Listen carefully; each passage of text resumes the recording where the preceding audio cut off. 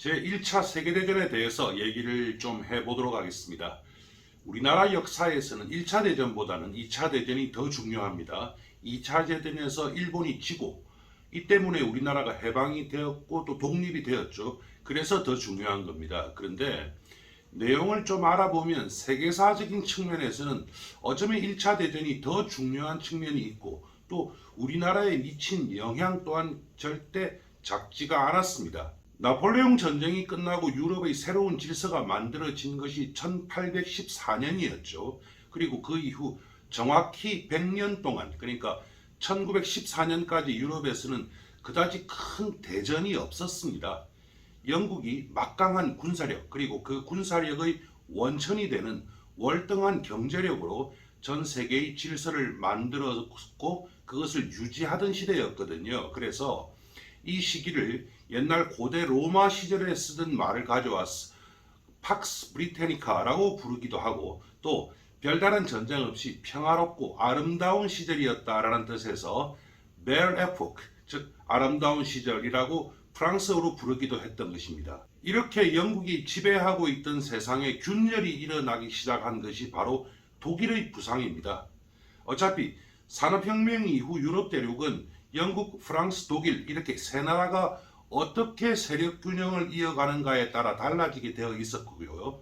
거기에다가 러시아라는 변수가 가끔 끼어들기도 하는 겁니다. 그리고 그 질서는 사실 지금도 거의 비슷하게 돌아가고 있습니다. 독일이 부상하면서 영국이 주도하는 그 국제 질서의 균열이 생기기 시작하고 그 갈등이 전쟁이라고 하는 최종적인 그리고 폭력적인 형태로 나타난 것이 바로 1차 대전입니다.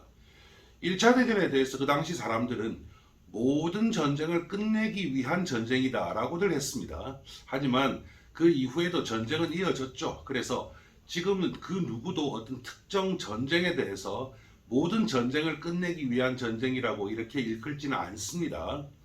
만일 1차 세계대전이 그로부터 100년 전에만 일어났더라도 우리나라와는 완전히 무관한 전쟁이었을 수 있습니다. 하지만 이때 즉 1914년에 이미 세계는 상당히 하나로 묶이고 있었고 그래서 이 전쟁이 우리나라에까지 영향을 깊이 미쳤던 겁니다. 그럼 우선 1차 세계대전이 어떤 전쟁이었던가에 대해서 아주 간략하게 알아보도록 하겠습니다. 1차 대전에 대한 얘기는 그로부터 정확히 100년 전인 1814년 나폴레옹 몰락으로부터 시작합니다. 나폴레옹이 러시아를 침공했다가 패배한 것은 1812년입니다. 그리고 그 이후 유럽 열강이 연합군을 구성했고 이 연합군에 져가지고 지중해상의 엘바섬으로 귀향을 갔던 것이 1814년입니다. 그 이후 나폴레옹은 엘바섬을 탈출해서 잠시 다시 재기를 시도했지만 또 워드루에서 패전하면서 완전히 역사 속으로 사라졌던 겁니다. 나폴레옹이 물러가고 난 다음에 유럽 질서를 새로 만든 것은 당시 나폴레옹에게 저항해서 싸웠던 영국, 오스트리아, 프로이센 그리고 러시아였습니다. 그리고 이 모든 과정을 주도했던 것이 바로 당시 오스트리아의 재상이었던 메트르니히였습니다. 메트르니히는 유럽의 가장 이상적인 형태에 대해서 1648년에 맺어진 베스트팔렌 조약에 의한 유럽 질서라고 여겼습니다. 그래서 약 150년 전의 체제로 유럽을 돌리고자 했던 겁니다. 그리고 이 체제에 대해서는 가장 강력한 파워로 떠오르고 있었던 영국이 적극적으로 지지를 하면서 유럽의 기본적인 체제가 되었던 겁니다. 그래서 이 체제를 컨서드 오브 유럽이라고 부르기도 합니다. 이 체제는 그 이후에 한 두 번 정도 변곡점을 겪습니다. 그래서 크리미아 전쟁이라든지 이태리 통일, 또 프랑스와 프로이센 간의 보불 전쟁, 그리고 이에 이은 독일 통일 이런 것들로 인해서 허물어질 위기에 처하기도 했습니다. 하지만 다시 한번 이 체제를 떠받친 것이 바로 영국의 강력한 군사력이었습니다. 그래서 이 체제가 100년을 이어갔던 겁니다. 거의 완벽한 듯 보였던 이 체제가 무너지기 시작한 것은 가장 먼저 영국이 고립 정책을 시도했기 때문이죠. 1885년부터 1902년까지 영국은 유럽 내의 어떤 나라와도 항구적인 동맹은 맺지 않는다라는 외교 정책을 고수했습니다. 이걸 splendid isolation, 즉 명예로운 고립이라고 표현을 합니다. 이 고립 정책이 이제 1902년에 깨지는데요. 영국이 이제 다른 나라와 처음으로 동맹을 맺는데 그 대상이 바로 영일 동맹의 한쪽 주체였던 일본입니다. 그리고 이제 일본하고의 영일 동맹은 그렇게 중요한 것이 아니죠. 유럽 내에서가 중요한데 1904년에 다시 프랑스하고 영국이 동맹을 맺습니다. 당시 시민들이 서로 늘 으르렁거렸던 영국과 프랑스가 동맹을 맺는 일을 보고 두 나라 사이를 앙땅떼 꼬리아르라고 표현을 했습니다. 영국이 프랑스와 왜 동맹을 맺었을까요? 가장 큰 이유는 독일의 부상, 그리고 독일이 경제적으로 부상하면서 이에 따라서 군비 경쟁이 시작됐기 때문입니다. 보불 전쟁에서 승리하면서 독일은 통일을 했죠. 그리고 나서 프랑스로부터 막대한 액수의 전쟁 배상금을 받았고, 또 그때 독일로 넘어간 알사스 로렌 지역에서 나오는 석탄, 그리고 철, 그리고 또 통일 이후에 지역 간의 경제적인 장벽이 해소되면서 아주 빠른 속도로 경제가 건설됐던 겁니다. 그러면서 자금 여유가 생기니까 독일은 당연히 군비도 확장하기 시작했고, 그래서 지금 이게 이제 그 당시에 그려졌던 만화인데요. 여기에 보면은 두 사람 남녀가 사랑하고 있고 한 사람은 이제 버림을 받았죠. 여기에 중간에 있는 이 사람, 이 남자가 영국입니다. 그 다음에 이 여자가 프랑스입니다. 그리고 버림을 받은, 혼자서 뭔가 기분이 나빠하는 듯한 이 남자, 이 사람이 독일입니다. 이렇게 표현을 하고 있었던 겁니다. 이런 결과로 1차 대전이 일어나기 전부터 조그만 충돌들은 계속 있었습니다. 그래서 대표적으로 이 발칸 반도에서 지속적으로 아주 조그만 전쟁들이 발생하기 시작했고, 그리고 언제나 그 뒤에는 프랑스, 독일, 러시아, 그리고 영국이 있었던 겁니다. 이런 상황이 계속되면서 전쟁은 피할 수 없는 것이었죠. 그러다가 1914년 6월 28일 당시 보스니아 헤르체고비나의 사라예보를 방문 중이던 오스트리아 황태자 부부가 총에 맞아 죽는 일이 벌어졌습니다. 암살범이었죠. 살인범이 누구였느냐 하면 세르비아 출신 한 청년이었는데 왜 죽였느냐면요. 당시 오스트리아가 보스니아 헤르체고비나를 불과 얼마 전에 새로 합병한 상태였고, 그래서 황태자 부부가 새로 합병한 땅을 시찰을 하러 갔던 겁니다. 그때 불만을 품었던 세르비아 민족주의자가 암살한 것입니다. 우리는 보통 이 사건이 그 1차 대전의 시작이라고 생각하는데 사실은 그렇지는 않습니다. 그렇다고 해서 이 일이 바로 즉시 전쟁으로 이어졌던 건 아니라는 얘기죠. 6월 28일에 암살 사건이 일어났지만 7월 한 달 동안에 유럽 열강들은 서로 빈번하게 연락을 주고받고 서로 이익을 찾기 시작을 했던 겁니다. 이걸 줄라이 크라이시스라고 얘기를 하는데요. 그리고 이 과정에는 주로 전쟁을 피하려고 하는 시도가 사실은 더 많았습니다. 그러다가 전투 행위가 시작된 것이 바로 8월 12일입니다. 지금 왼쪽에 사진 두 장이 있는데요. 이 사진은 그 당시에 그 8월 12일보다는 며칠 뒤의 일인데, 지금 위에 있는 사진이 런던, 밑에 있는 사진이 파리입니다. 런던과 파리에서 전쟁이 시작되었다고 하자 군중들이 환호하는 모습입니다. 이 사람들은 전쟁이 1차 대전은 전혀 그전 전쟁과는 다른 것이었는데 전쟁이 과연 어떤 모습일지 몰랐던 것이죠. 그리고 오른쪽 사진이 이제 그 당시에 세르비아를 공격하기 시작한 오스트리아 군, 그 당시에 이제 1차 대전이 처음으로 비행기를 군사작전에 사용한 그런 전쟁이었거든요. 그래서 오스트리아 군이 세르비아를 공격하기 시작한 것이 8월 12일입니다. 그런데 전투행위가 시작된 게 8월 12일인데 오스트리아는 이미 7월 28일에 세르비아에 대해서 선전포고문을 보냈습니다. 그리고 다음이 러시아였습니다.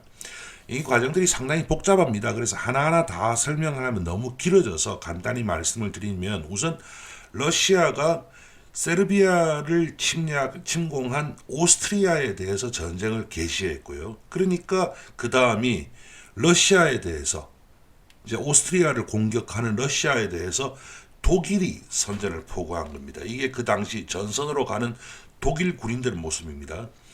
독일이 러시아에 대해서 선전포고한 것이 8월 1일이거든요. 그리고 이틀 뒤인 8월 3일에 독일은 프랑스에 대해서도 선전을 포고하고 다음 날인 8월 4일에 프랑스 의회가 만장일치로 독일과의 전쟁을 결의했습니다. 그럼 이제 마지막 남은 강대국은 영국밖에 없는 것이죠. 각국이 서로 선전포고를 주고받을 때도 영국은 별로 반응을 하지 않고 있었습니다. 그런데 독일은 프랑스를 침공해야 했고 슐레펜 계획이라고 하는 것이었는데요. 그 과정에서 어쩔 수 없이 중립국인 벨기에를 침공했습니다. 그러니까 영국도 독일에 대해서 선전을 포고하면서 이 전쟁에 참전하게 된 겁니다. 이렇게 해서 전 유럽이 전쟁터가 되었던 겁니다.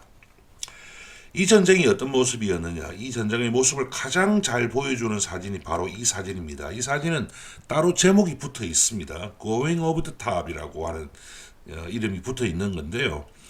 1차 대전 동안에 주로 유럽 전선에서 군인들은 참호 속에 있다가 공격 명령이 내리면 이렇게 뛰어나갑니다. 그러면 방어하는 측에서 총을 쏴서 지금 뭐 몇 명이나 되는지는 모르겠습니다만 이 사람들 최소한 반은 이번 공격에서 죽게 됩니다. 웬만하면 러시라고 표현을 하겠습니까? 그래서 정말로 대규모 살상전, 그리고 왜 죽어야 하는지도 모르는 살상전이 벌어지는 것이 일상이었습니다. 지금 보이는 이 사진이 당시 서부전선, 즉 프랑스와의 전쟁을 하고 있는 서부전선에 있던 독일군 참호의 모습을 항공사진으로 찍은 겁니다. 이 전 유럽이 그 당시에 참호전의 수령에 빠져들어가고 어마어마한 소모전이 벌어졌습니다. 예를 든다면 지금 제1차 대전의 대표적인 전투 중에 하나였던 솜강 전투, 솜강이라고 하는 것은 솜이 지명인데요. 프랑스에 있는 아주 조그만 도시입니다. 근데 솜강 전투에서 전투가 시작된 바로 그날, 전투 시작 하루에 전사하고 부상한 영국군만 5만 8천 명이었습니다. 5만 8천 명이요. 그리고 어떤 경우에는 10만 명의 사상자를 내면서 고작 1.4km 진격하는 것에 그치기도 했던 겁니다. 그냥 살육전 이상도 이하도 아니었던 겁니다. 이렇게 전쟁이 계속되고 있었는데 독일로서는 아주 희망적인 소식이 들려왔습니다. 바로 러시아에서 혁명이 일어났던 겁니다.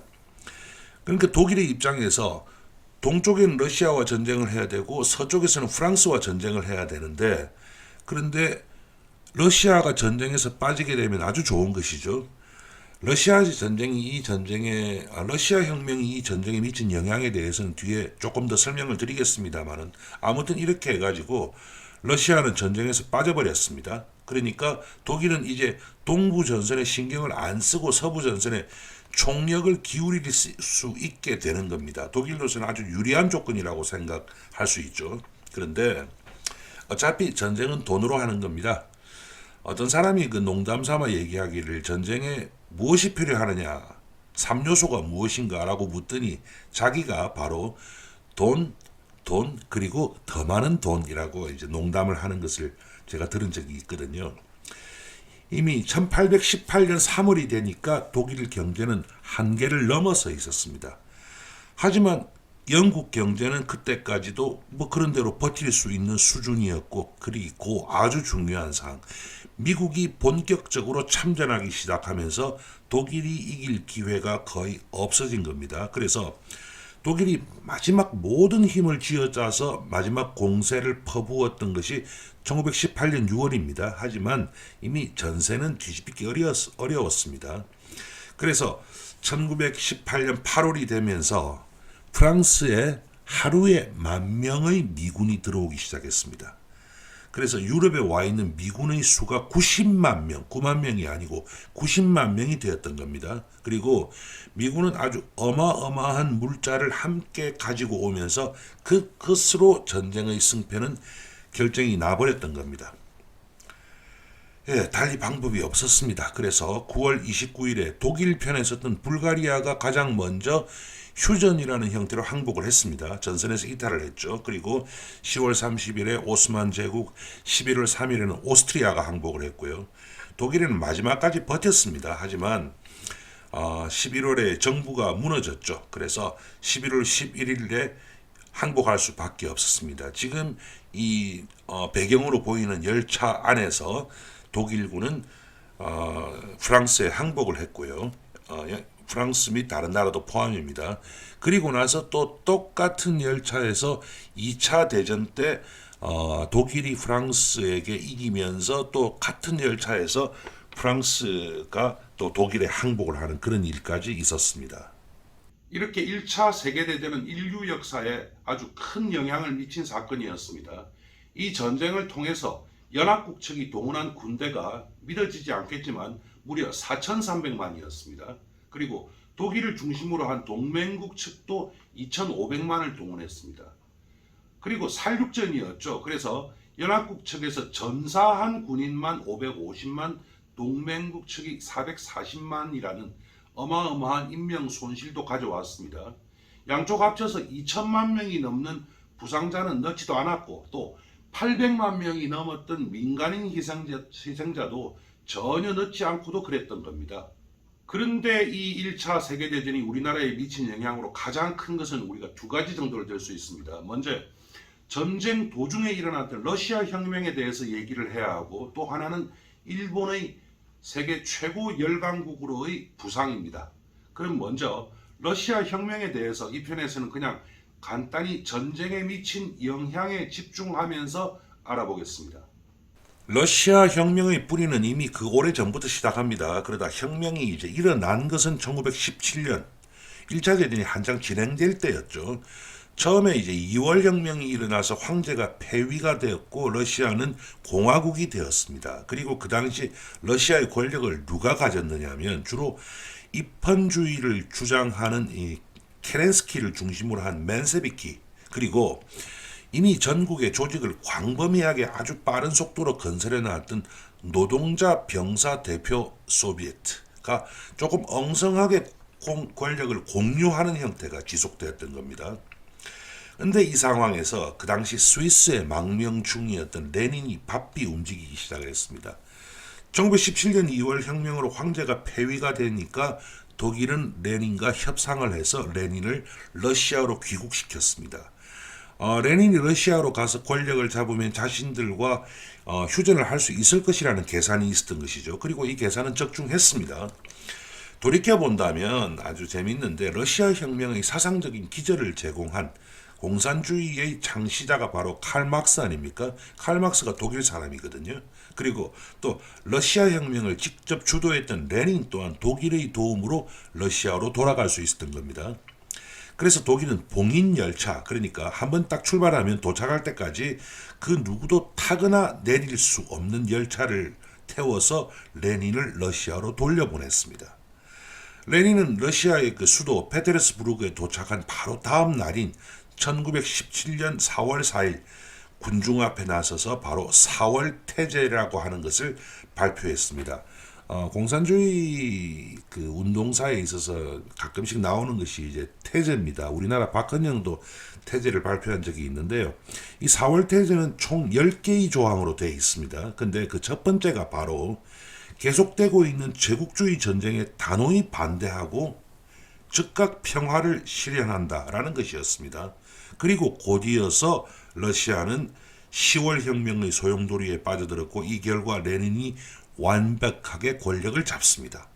세계 최초로 노동자 국가가 탄생하는 순간이고 신생 러시아 공산 정부하고 독일은 즉시 협상에 들어갔습니다.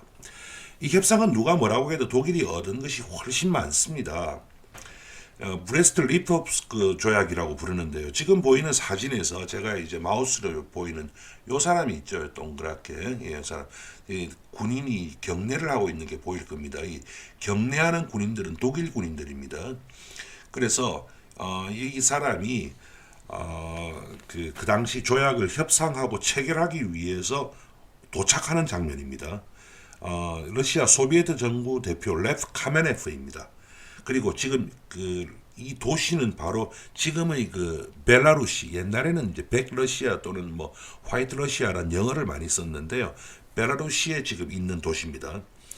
독일은 이 조약을 아주 서둘리 체결해야 됐습니다. 그래서 이렇게 만나면서도 엄청난 압박을 가했습니다. 한쪽에서는 이렇게 협상을 진행하면서도 또 한쪽에서는 독일군이 계속해서 러시아로 진격해 들어가고 있었습니다. 당시 러시아는 독일군을 도저히 막을 방법이 없었습니다. 그러니까 만약에 협상이 조금만 더 늦어졌더라도 러시아는 자기들 수도를 그 독일에 내줄 뻔한 그런 상황이었거든요. 아무튼 서로의 이해는 일치하고 있었습니다. 그래서 두 나라는 전쟁을 중지했고 이에 따라 맺은 조약이 바로 브레스트-리토프스크 조약이라고 합니다. 이 조약에 따라서 러시아가 독일의 그 당시에 넘겼던 땅이 한반도의 10배나 되는 영토입니다. 지금 여기에 보면은 지금 원래 우리 독일은 우리가 생각할 독일은 요 정도 수준이지 않습니까? 그리고 요 부분에 사실은 독일 땅이 조금 있고 여기는 폴란드 아닙니까? 지금 이 모든 것을 독일이 우리가 다 가져가겠다라고 한 겁니다. 물론 이 조약은 나중에 이제 파기가 됐습니다. 독일이 전쟁이 지면서. 이게 어느 정도냐면요. 당시 러시아 유럽 영토의 절반입니다. 그리고 거기 사는 인구만 그 당시 5,600만입니다. 러시아 전체 석탄 산업의 90%, 철강 산업의 70%가 이 영역 안에 들어가 있고요. 러시아 전체 철도의 26%, 전체 산업 전체를 보더라도 54%를 독일에게 넘기는 그런 조약이었습니다. 물론 이런 조약에 대해서 반대의 목소리가 있었던 것도 사실이겠죠. 가장 대표적인 것이 바로 트로츠키였는데요. 트로츠키는 그 당시에 상당히 정확한 예측을 했습니다. 이미 독일 경제는 거의 한계를 넘어서 있다. 조금만 우리가 더 버티면 된다라고 하면서 조약 체결에 반대를 했고 결과적으로 이 조약에 트로츠키는 서명하지 않았습니다. 이렇게 해서 러시아는 어쩌시고든 소비에트 정부를 지킬 수가 있었고요. 독일은 한숨 돌리는 듯 했지만 너무 늦은 것이었습니다. 이렇게 러시아 혁명은 당시 전 세계에 영향을 미친 사건이었고요. 그 이후에 우리나라 독립운동 세력은 물론이고 해방 이후 남북 분단, 한국 전쟁 그리고 지금까지도 큰 영향을 미치고 있는 사건입니다. 세계에는 이른바 혁명이라는 이름을 가진 사건들이 아주 많이 있습니다. 하지만 혁명이라는 이름의 본래적 의미를 가장 그대로 가지고 있는 사건은 그다지 많지 않습니다. 프랑스 대혁명, 그 다음 러시아 혁명 정도가 아닐까 하고 굳이 하나 더 넣는다면 쿠바 혁명 정도가 아닐까라는 생각이 듭니다. 당장 오늘 우리 한반도에 가장 첨예한 문제를 일으키고 있는 북핵 문제 있죠. 이것도 사실은 또 어떻게 본다면 러시아 혁명으로부터 시작된 것이고 우리나라 정치권이 언제나 대립하고 있는 요소 중에서 중요한 문제들 또한 러시아 혁명으로부터 시작된 것들이 아주 많습니다. 그리고 중국과 대만의 문제는 말할 필요도 없고 말입니다. 그래서 러시아 혁명에 대해서는 뒤에 계속해서 얘기가 될 것입니다. 그런데 이 편에서 말씀드리는 1차 대전과 관련해서는 또 얘기가 좀 남아 있습니다. 즉 일본의 부상과 관련한 얘기입니다. 이 얘기를 주로 경제적인 측면 그리고 그 이후에 벌어진 워싱턴 해군 군축 조약과 관련해서 설명해 드리겠습니다. 일본이 과연 1차 세계대전에서 어떤 역할을 했을까요? 없지는 않습니다. 약간 복잡한 과정이 있는데요. 1차 대전이 터지자마자 일본은 당시 영일 동맹에 기반해서 영국에 대해서 우리도 참가해서 태평양에 있는 독일 영토 섬들을 공격하면 어떻겠는가라고 의사를 타진했습니다. 하지만 이에 대해서 영국의 반응은 그다지 신통치가 않았습니다. 조금이라도 힘을 보태는 거야 환영할 일이겠죠. 하지만 그 때문에 일본이 세지는 것을 원하지는 않았던 겁니다. 그런데 불과 며칠 지나지 않은 8월 4일에 영국 정부는 공식적으로 일본에 대해서 참전을 요청했습니다. 왜냐하면요. 독일 동양 함대가 중국에 있는 영국 식민지들을 공격할 우려가 있고 그런데 그것을 위해서 영국이 그 먼 중국까지 또 그 전함을 보내기에는 유럽 전선이 너무 빡빡했던 겁니다. 그래서 이를 막는데 일본 함대를 이용하겠다라는 목적이 있었던 것이죠. 이 말을 듣고 일본은 즉시 1914년 8월 15일에 독일에 대해서 선전포고를 했습니다. 독일은 응답이 없었습니다. 그러니까 바로 8월 23일에 전쟁이다라고 선포를 해버리고요. 또 일본은 그 당시 중국 칭다오에 있는 오스트리아 전함에 대해서도 자 나가라라고 하니까 오스트리아가 이걸 거부했죠. 그러니까 8월 25일에 오스트리아에 대해서도 선전을 포고했습니다. 독일이나 오스트리아나 당시 중국 땅까지 신경 쓸 겨를이 없었습니다. 일본 상당히 민첩하게 움직였습니다. 그래서 9월 2일이죠. 산동반도 그 칭다오에 있는 독일 조계를 점령했고 독일군들이 포로가 되었습니다. 지금 이 사람들이 그 당시에 포로가 되었던 독일군들인데요. 일본 땅에 있는 그 만도 그 포로 수용소라고 하는 데가 있습니다. 거기에서 있는데 지금 이거는 음악을 연주하는 그런 장면입니다. 아주 편하게 있었습니다. 그리고 10월부터 이제 일본 해군이 태평양에 있는 독일 소유 섬들을 공격하기 시작했습니다. 그 섬들이 바로 우리가 요즘도 가끔씩 가곤 하는 마리아나 제도, 캐롤라인 제도, 또 마샬 군도 이런 곳들입니다. 그 당시 이 섬들은 독일군이 그저 경찰 수준으로만 있었기 때문에 저항도 별로 할 수 없었고 거의 없었습니다. 그 외에 일본은 이제 적십자에 소속된 의사와 간호사들을 유럽 전선에 파견하기는 했는데 숫자는 많지 않았습니다. 총 다 합쳐서 의사 3명에 간호사가 60명이었습니다. 많지 않죠. 하지만 일본에서 이 먼 곳까지 의료진이 왔다라고 하는 사실이 전 유럽의 큰 뉴스가 되기는 했습니다. 지금 보이는 이 사람들이 그 당시에 갔던 간호사들입니다. 그래서 원래 5개월 예정으로 갔었거든요. 근데 유럽에서 특히 영국에서 좀 더 있어 달라라고 해서 15개월 동안 있게 됐고요. 여기서 이 사람들이 주로 외과를 중심으로 해서 유럽의 선진 의술을 많이 배웠죠. 그래서 나중에 일본 의학 발전에 아주 큰 영향을 끼치기도 했던 겁니다. 하지만 일본에게 있어서 1차 대전은 이런 전투보다는 경제적인 측면이 훨씬 강합니다. 1차 대전이 처음 터졌을 때 일본은 과연 이 전쟁이 일본에 어떤 영향을 미칠까에 대해서 가늠할 수가 없었습니다. 그런데 막상 전투가 격렬해지고 거의 무한의 소모전과 살육전이 벌어지면서 유럽 열강들은 생산을 전혀 하지 못하고 또 대신 소비는 또 무한대로 늘어나는 사태를 맞이하게 된 겁니다. 생산하지 못하고 소비량은 늘어난다면 수입해야죠. 그래 이때 가장 먼저 필요했던 것이 바로 직물, 기계, 화학제품 이런 것들입니다.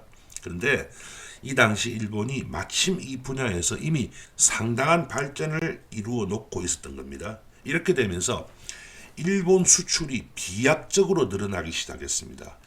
유럽에서 많은 물자들이 필요한 것과 동시에 미국 경제도 전쟁 경기를 맞아 커지기 시작을 했는데요. 미국과 일본은 산업 구조가 다르죠. 그래서 미국도 일본 제품을 많이 필요로 했던 겁니다. 즉, 전 세계에 대해서 일본이 물건들을 공급하기 시작을 했던 겁니다.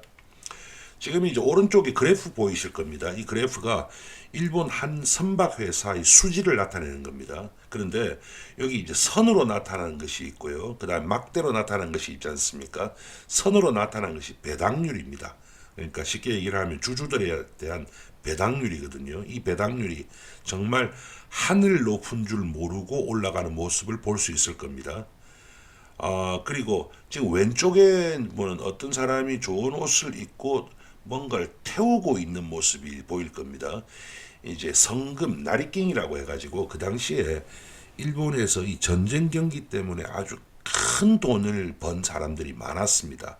그 사람이 돈을 태우는 100엔짜리를 태우죠. 그 당시 100엔은 지금 100엔하고는 전혀 다릅니다. 아주 큰 돈이거든요. 100엔짜리를 태우는 그런 모습을 보이고 있는 벼락 부자들이 그만큼 많이 늘어났다. 이런 모습을 볼 수가 있습니다. 지금 보이는 이 그래프는 일본 그 당시 금 보유량입니다. 그런데 전 세계의 수입 주문이 일본으로 몰렸죠. 그러니까 일본의 금 보유량도 가파르게 이제 오르고 있습니다. 그래서 지금 여기에 요때 전쟁이 시작됐거든요. 그래서 이제 이때 확 올랐다가 잠시 떨어졌다가 전쟁이 끝나면서도 아직 그 유럽이 완전히 회복되기 전에 유럽이 경제는 회복되지 않았지만 뭔가 재건은 해야 되지 않겠습니까? 그러니까 전쟁이 딱 끝나는 이 시점에 일본에 대해서 어마어마한 양의 물건을 주문을 했던 겁니다. 그러다 보니까 거의 수직으로 올라가는 모습이 보이는데요. 이 당시에 보면은 요 이제 파란색이 이제 일본 국내 경기를 얘기를 하고요. 그 다음에 요 색깔 요게 이제 외국에서 헬드 브로드라고 돼 있죠. 외국에서 가져오는 금입니다. 그러니까 이 당시에 일본이 과연 얼마나 외국에서 돈을 많이 벌었는가를 알 수가 있는 겁니다. 이렇게 해서 이 돈으로 일본이 중공업을 이제 건설하기 시작합니다. 그전에는 주로 일본의 공업이라고 하는 것이 그 당시에는 소비재 경공업, 소비재 중심의 경공업이었거든요. 그러다가 이 돈으로 드디어 중공업이 건설되기 시작을 합니다. 그리고 그게 나중에 만주 침략, 중일 전쟁, 그리고 태평양 전쟁의 시초가 되기도 하는 겁니다. 아무튼 일본은 그 이후에 워싱턴에서 열린 해군 군축 조약에서 아주 대등한 열강의 하나로 이제 참석을 하게 되었습니다. 그리고 함선 보유의 한계 또한 그 영국, 미국을 이어 세 번째로 많은 보유 한도를 배정받게 됐습니다. 당시 보면은 함선 보유 한계에 있어서 캐피탈 쉽스기 전함입니다. 영국이 52만 5천 톤, 그 다음에 미국도 똑같은 52만 5천 톤. 미국이 영국과 이제 똑같이 됐다고 하는 것만 하더라도 1차 대전이 미국에게 어떤 영향을 줬는가 알 수 있습니다. 3등이 바로 일본입니다. 31만 톤이죠. 프랑스는 일본보다도 뭐 반은 넘습니다만은 훨씬 적은 부분을 받을 수밖에 없었고 이태리도 그렇습니다. 그럼 독일은요? 독일은 패전국이지 않습니까? 독일에 대해서는 군비가 제한돼 있었습니다. 그 다음에 항공모함이 그때부터 시작이 됐거든요. 항공모함 또한 영국과 미국이 13만 5천 톤인데 일본이 무려 8만 천 톤입니다. 그러니까 이것 또한 프랑스나 이태리보다 훨씬 높은 그래서 이제 일본은 아시아의 맹주를 완전히 넘어서서 세계 제3위의 열강이 됐던 겁니다. 1차 세계대전에 대해서 간단히 설명하고 그 전쟁이 우리에게 미친 영향 중에서 한 두 가지 정도를 정리해 봤습니다. 그리고 중요한 것이 바로 러시아 혁명 그리고 일본의 부상이었으며 윌슨 대통령의 민족 자결주의가 아니었을까 생각합니다. 이 편은 여기까지로 합니다. 앞으로도 이 얘기들은 어쩔 수 없이 계속될 겁니다. 내용이 좋으셨으면 구독 버튼 꼭 눌러주시기 바랍니다. 그럼 다음 편에서 뵙도록 하죠. 감사합니다.